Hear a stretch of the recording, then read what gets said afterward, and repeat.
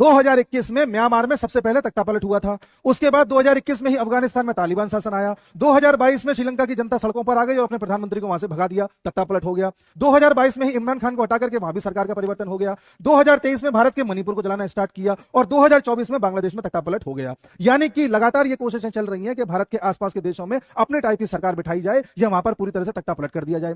जब भी तख्तापलट करना होता है तो कैसे भी करके जनता को सड़कों पर उतारना होता है और जनता को सड़कों पर उतारने के लिए उसको कोई ना कोई नैरेटिव देना होता है, कोई ना कोई ऐसी वजह देनी होती है जिससे जनता भड़के और सड़कों पर आ जाए। इसलिए समय समय पर भारत में कभी किसान आंदोलन करा दो, कभी लद्दाख में प्रोटेस्ट करा दो, कभी मणिपुर को जला दो, कभी एक के बाद एक रेल हादसे करा दो, कभी एक के बाद एक पेपर आउट करा दो। कब तक आप चीजों को संभालोगे? कभी ना कभी कुछ ना कुछ तो ऐसा होगा कि लोगों में गुस्सा आ जाएगा और एकदम से सड़कों पर आ जाएंगे। बस उसी पॉइंट पर ऐसा कुछ काम कर दो कि सरकार बदल जाए।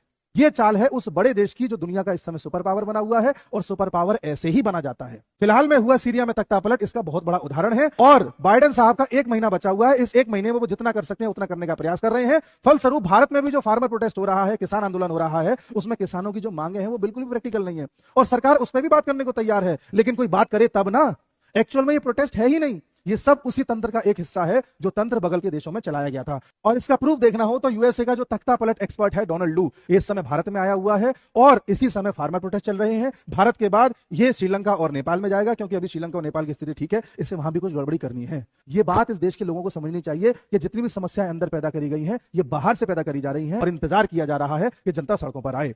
वो तो मैच्योरिटी है इस देश के प्रधानमंत्री की कि हर मामले को शांति से, धैर्य से और ठंडेपन से डील कर रहे हैं। अगर किसी भी चीज में उन्होंने स्टेप गलत उठा दिया या पुलिस के द्वारा एक लाठी चार्ज भी करवा दिया तो ये क्या हाल करेंगे इसका अंदाजा आप लगा सकते हो।